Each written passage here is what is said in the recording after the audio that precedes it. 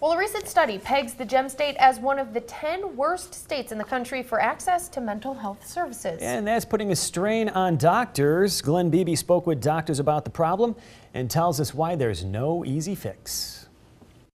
A recent study by Mental Health America ranked Idaho 42nd in the country for access to mental health services. St. Luke's emergency room Dr. Rachel Thomas says in 2013, they saw around 140 patients a month with mental health complaints. And then oftentimes we have to admit patients to the medical floors, and those take up a medical bed, and they're not getting the treatment that they necessarily need, which is actually the psychiatric treatment. When beds aren't available at mental health facilities, those patients can end up stuck at the ER. Whether brought in by police or a family member, a patient who is having issues can be put on a mental hold. With only 4 psychiatric facilities in town, beds fill up fast.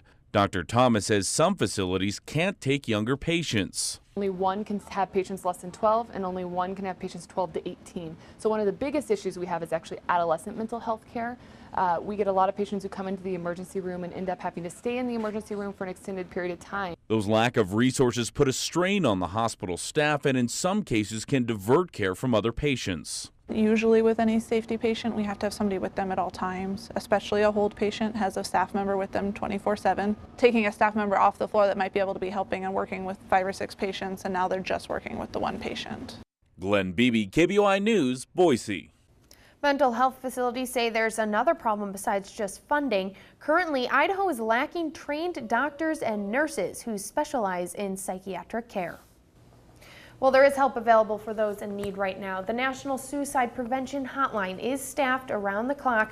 That number you can see on your screen here is 1-800-273-8255. Trained counselors are on hand for individuals in distress.